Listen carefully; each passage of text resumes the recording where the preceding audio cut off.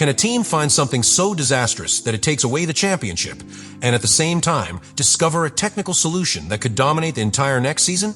Ferrari just did it, and Formula One will never be the same again.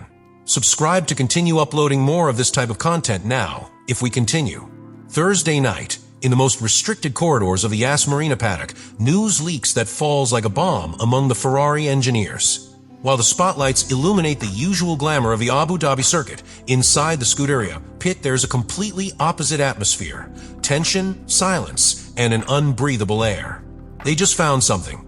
And it's not just anything. It is a defect that could cost them the championship. The discovery has to do with one of the most critical and delicate components of any modern Formula One car, the energy storage unit. After free practice, in a routine check of Charles Leclerc's SF24, technicians detected an irregularity in the battery system. A small failure, invisible to the common eye, but enough to compromise the integrity of the unit. At that moment, an internal protocol is activated: forensic analysis, damage assessment, telemetry cross-review, and simulation. The diagnosis is irreversible. You have to change the battery. But this is not as simple as replacing a part. The FIA imposes a strict limit of 2 storage units per season. This would be the 3rd for Leclerc.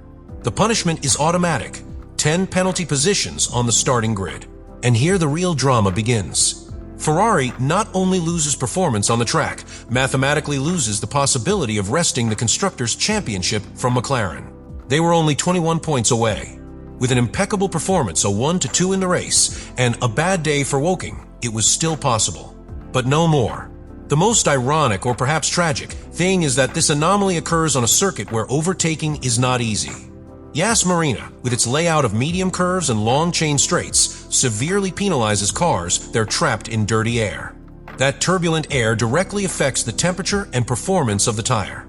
Starting from the middle of the pack means exposing yourself to unstable temperatures, irregular wear, and a reactive race. For Leclerc, the dream of staging one last comeback is transformed into a contention race.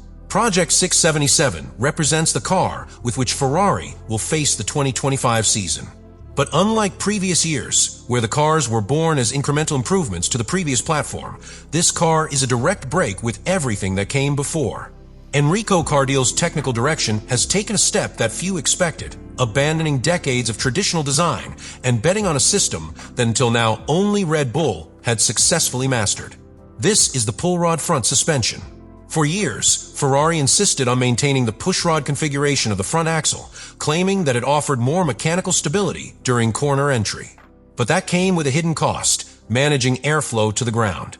More specifically, towards the Venturi channels, the heart of downforce in the ground effect era.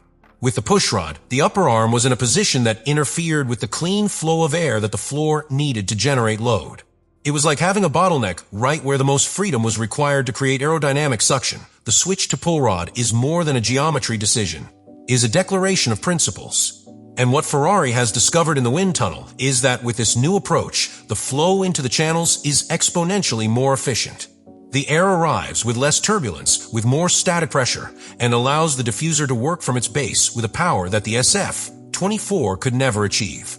This data is not minor. Red Bull dominated the first half of the ground effect cycle precisely by having a car that knew how to use the flat bottom better than anyone.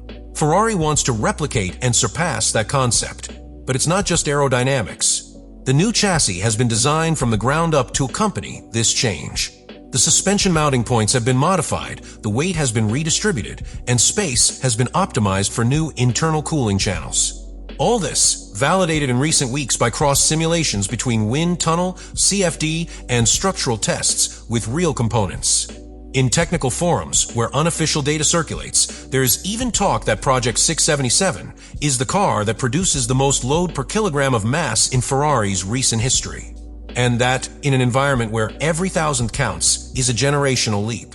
There is more. Internal sources indicate that Fred Vasseur has shielded all this information within a restricted access environment. What is brewing in Maranello is not just a new car. It's a state secret. The level of secrecy resembles what Mercedes managed in its dominant hybrid era. Only a small group within the team knows the full package. Even drivers, until recently, had not had access to full renders of the car. This contrast, this dissonance between what is seen and what is built, has redefined the team's spirit. Because Ferrari is no longer focused only on what happens on Sundays, is operating as an organization that plans beyond the immediate podium. Frédéric Vasseur's management has been instrumental in this change. It has convinced its engineers to abandon the toxic urgency of the immediate result and focus on building a solid technical ecosystem. What we see today in the paddock is not a failed Ferrari. It is a Ferrari that, for the first time in years, understands that success is not bought in a classification, but is cultivated in each design iteration, in each aerodynamic validation, in each line of simulator code. Even the pilots, despite visible frustration, have begun to align their discourse with this long-term vision. Leclerc has expressly requested time in the 677 simulator, and Hamilton, although newly incorporated, has been informed of the structural changes that are being prepared for 2025. Both know that what is at stake now is not a simple race. It is the opportunity to change the technical axis of the championship. And that is the most powerful thing about all this. Ferrari is not waiting for winter to arrive to start working on the future. You are already building it in parallel with your present. Even when they lose points, they are gaining technical validation. Even when they leave the podium, they are strengthening the architecture of a car that could, if the data holds, become the most complete of the ground effect era. In this brutal contrast between an immediate defeat and a long-term winning vision, Ferrari has found something that goes beyond a fast car. He has recovered a concept that he had lost years ago, control of his own destiny. And that, in Formula One, is the most valuable resource that exists. What happens this weekend in Abu Dhabi cannot be understood as just another race. It is in reality a living paradox that encapsulates everything that Ferrari has been, is, and can be.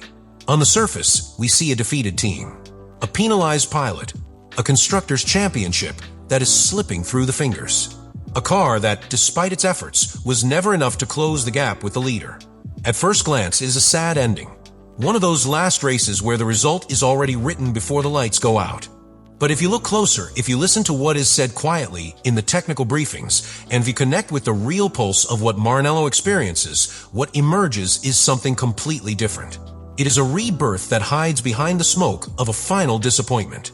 Because just when it seemed like Ferrari's season was dying quietly, the team has found something that could change everything again. The paradox is clear. On the same weekend where they lose the battle, they discover the weapon to win the future war. While Charles Leclerc prepares to start from the middle of the pack and try to rescue the irreparable, engineers are already drawing up the strategic plan for the first 3 races of 2025 with newly validated wind tunnel data that suggests that the new car is not only competitive, it could be dominant. And that, in the history of Ferrari, is not new. This team has lived like this for decades, falling hard when all eyes are on them, then rising from where no one expected it. But what makes this time different is that the resurgence will not be the product of improvised genius, nor of a crisis that forces change. It will be the result of systematic planning, a clear technical vision, and a political will that has finally understood that winning in Formula One is not just about crossing the finish line first. It is building, starting today, the structure that allows you to do it again and again. Abu Dhabi will be remembered by most as the race where Ferrari failed in its last bid for the 2024 title. But for those looking beyond the podium, it will be the day where the project that could return the Scuderia to the throne truly began. Not as an occasional contender, but as a dominant force. As an organization that left behind the romanticism of nostalgia to embrace the coldness of real performance. Subscribe to continue uploading more of that content. Now you really think about all this.